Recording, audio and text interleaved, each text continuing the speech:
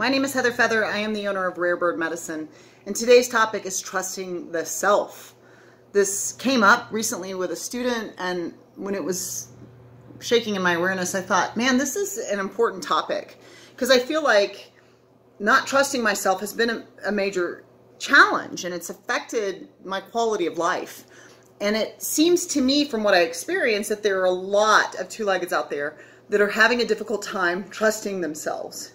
And I want to talk about why that may be present in your life, that you're having a difficult time trusting yourself to make the right decision, trusting yourself to choose the right lover or partner, trusting yourself to choose the right friendships, to choose the right minister, to choose the right teacher, whatever it may be.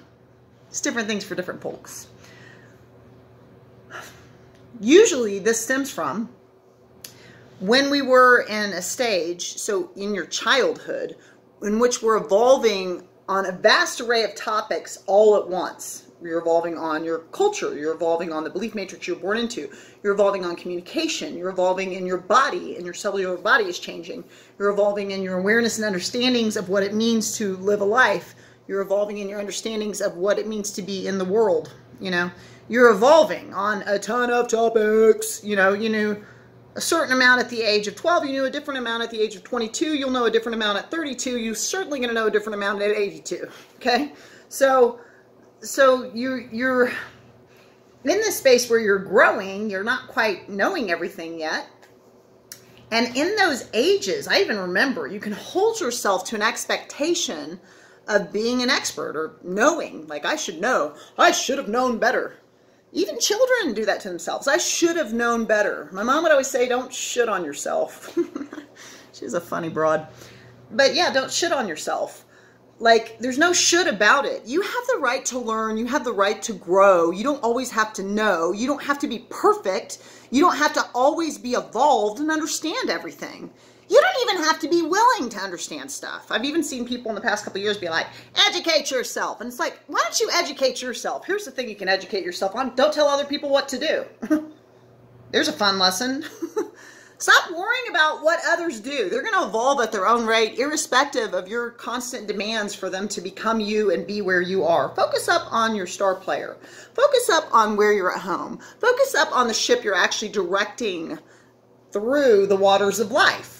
Because here is where, this is the place where growth and evolution can occur. This is the place where decisions are being made. This is the place where I get to decide for the life. I don't get to decide for others. Sure, you can push your agenda all day long, but you may find that that's a waste of time. I certainly have. I found it's very valuable when I turn my attention to, like, are you in balance with fitness? Are you in balance with your physical health, your mental health, your emotional health? Are you being a good steward of your life? Are you being a good steward to your four-leggeds? Are you being a good steward to your friends and your family? There's a lot of things, even as a grown adult with all of my own evolution, that I have the opportunity to grow, evolve, focus on without telling other people who to be. Evolution happens at a different rate for every two-legged in my experience. So, what I can do is understand that it's possible that as a child, I trusted somebody. I trusted a parent, a best friend, a lover, not as a child. I hope you don't have lovers as a child, but I did, actually. I was assaulted at a very early age, and I, in my early teens, had lovers. So what I can say is that I had an experience at the age of 12 in which my best friend, I was about to be assaulted, and my best friend, who I had been helping all day, basically said, don't listen to her, just assault her. Huge betrayal. And I felt like, ugh, not only can I not trust you, you crazy old, but I can't trust myself because I placed my trust in you. And here I'm in this circumstance where somebody is older than me, bigger than me, physically, this dude can hold me down like I'm this little kid, and you're not supporting my safety. You're not being a trustworthy person. And that's usually where the lack of trust of self begins, because then you start to associate, I guess I can't trust myself either because I'm such a fool. I trusted you. So a lot of people will have this experience after a breakup even. I trusted you, and then I trusted myself and I feel like a fool. First of all, it's not the end of the world to be a fool. I mean, get some of that sacred clown, Heyoka empath, fool medicine in you, please, by all means. If you're busy trying to look cool, you probably are a fool. And if you can go ahead and be a fool, then you know what is actually cool. Because it's not about appeasing ego. Appeasing the ego is never cool. You know, being yourself is cool. It's the coolest thing you can do. And so it doesn't matter if we look foolish. We don't have to appease our egos. That is not even on my list of jobs. And if I were to place it on the list, it would be the last. It would be the bottom of the list. Like, ooh, I appealed to my ego. Great. Nobody cares. Ooh, you appealed to my ego. So what? You know? Let's do something substantial. So the substantial thing we can do is allow ourselves to have been foolish as a child. Allow ourselves as children or in our youth to have trusted somebody that wasn't in a healthy state. And even though if they were in a healthy, optimal state, they would have honored our trust to allow them to have broken it or have been in an unhealthy state, and to just understand that. They were just in an unhealthy state. They were in a toxic state. They weren't able to be their best selves to me. Doesn't mean I can't trust any human ever again, and doesn't mean I can't trust myself. That was just one of my lessons to evolve in my ability to figure out this thing called trust. Another thing I want to say is about that particular topic is just allowing yourself to pay more attention to how you feel without judgment as you grow in the evolution of becoming a steward of your heart.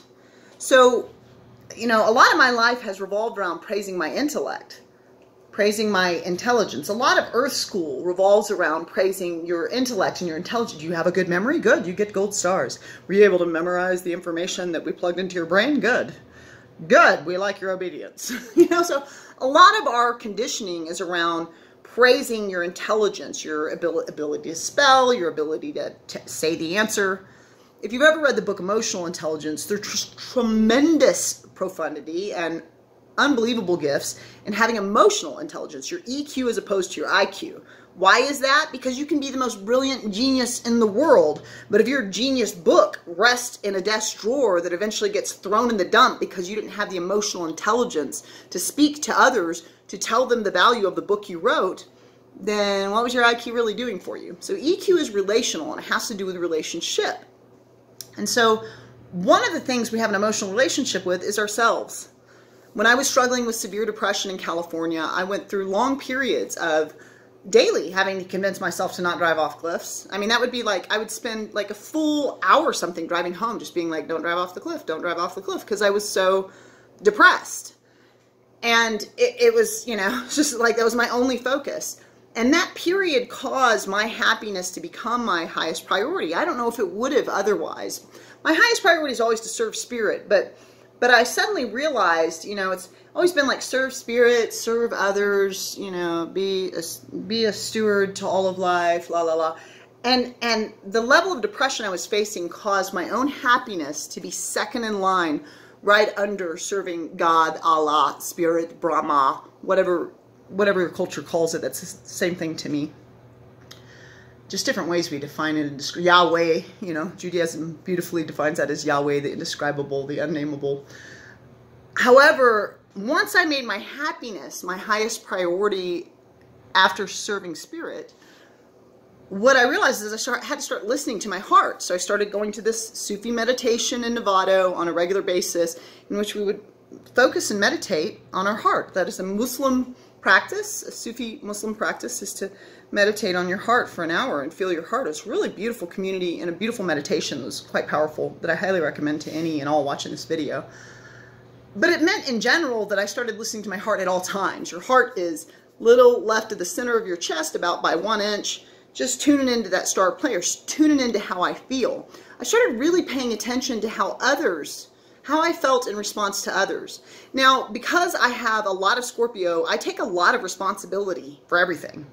As a metaphysician, and as someone who's raised as a metaphysician, I take a lot of responsibility for everything. I am responsible for every rape I've ever had.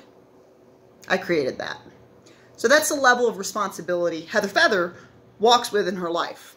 I'm creating all of my experience. If I don't like it, let's clean up whatever's going on here. Let's clean up the star player. Let's clean up the kingdom that is causing the story to be present. So So with that being true, I started really being a steward here in my responsibility to how things caused me to feel. And I started to realize a lot of times I was owning stuff that wasn't mine. Certain two-leggeds, I would get around them. My ex, who was a crack addict alcoholic, we would fight. You know, we would like argue and nitpick and fight. He's a great guy, super witty, very funny, intelligent guy. But we would fight a lot. It's like, why am I fighting with him? Well, he's fighting with himself, which is why he has the addictions, is because he's running from himself. He's running away from how he feels. He's not dealing with his feelings at all. So how can somebody who's running away from their feelings with addiction be someone that engenders positive feeling in me? You know, like attracts like. So I've had exes, you know, that was his own growth and evolution. I've had exes that were emotionally abusive and narcissistic, and we would fight because they're in a very unhealthy, toxic state. If you're narcissistic, you have such tremendous low self-esteem that you turn the volume up to 100 to compensate and hide and bury your low self-esteem. And now you're behaving in this completely toxic way. I mean, it's mind manipulation. It's a minefield to have dated somebody that was emotionally abusive and narcissistic. And I've done it more than once, for sure. But those teachers taught me that, like, if you're in a poison toxic state where you don't love yourself, I'm not going to have a loving, warm, fun, happy experience with you. Because you're not being a steward of the temple that you are the driver of. You're not being a steward of your ship. You're not captaining your ship in the waters of life at all. You're not taking care of yourself. How could you possibly be something trustworthy that could take care of me or cause me to be in any evolutionary, happy, joyous, wonderful state? No. And others do influence you. You know, we act like, I get that I'm 100% responsible for my reality, but others do influence you, because I've also had people in my life, my former roommate Nicole and her cousin Denise, like, oh my God, we could just talk and just laugh and laugh. Just laugh, just lose our minds in laughter, and we just like goof out and just have the most fun, you know? I can do this with Tam Diddy. We just laugh and laugh, you know what I mean? And things just like, and just stuff is so witty. My friend Buddy, oh my God. The jokes, the astrology jokes, the numerology jokes, the jokes from spirit, hilarious. We're just laughing all the time. Because those are people that are doing work to take care of their heart. So they're going to be someone that when I engage with them, I'm going to be in a level and frequency of being that is open to caring for the self, which engenders more trust with the self. So one of the strongest ways we can clean up is to just listen to our heart. Listen to how things feel. If it feels off, and if it keeps feeling off, maybe not a match for the garden of your life. Maybe that has a lot of evolution work to do. And maybe it can go do it in its own space and time. Because when you're grown, you can get away from things that don't work for you. You can just be like, that doesn't work for me. Bye forever. I'm going to bless you away from me. Farewell. Bye, Felicia. So you can steward that in the garden of your life and say, I'm not doing weeds in my garden. So get out of the gate. It's locked now. Bye. And I will bless you outside of the garden, trust. But I don't need everybody in the river of my life. I don't need everybody swimming in the river of my life. That's how we get dirty water, everybody. So I can pray for all that is, and I can pray for all of life, and I can bless life with my mind, holding high thoughts all the time. And I also can trust myself more easily if I be a steward of the gateway of who comes into and out of my life. If I be a steward of that gateway, and I do that by really listening to how things feel and being attentive to like, this feels off. It consistently feels off when I engage with you. Pretty sure that's not about me, because I have lots of two-leggeds that it feels fantastic and amazing. I feel like I evolve. I feel like I learn. I feel like I grow. I feel like I laugh. I feel like I know. I feel like I wake up, you know? I feel like I can be me. It feels safe. It feels fun. It feels free. That's what I'm looking for in the paradise of my life. So the way I start to garner trust again, because in the past there were people that weren't worthy of the trust I gave them in that moment of their evolution. That's okay, I forgive them. Is to just really listen in. How's that feel? Heather, does that feel like something you want to trust, something you want to move towards, something you want to bloom, something you want to grow in your garden? And if not, you just get away. Give yourself that freedom each and every day. I'd love to hear your comments and thoughts. You can always subscribe on YouTube and like there as well. Blessed be.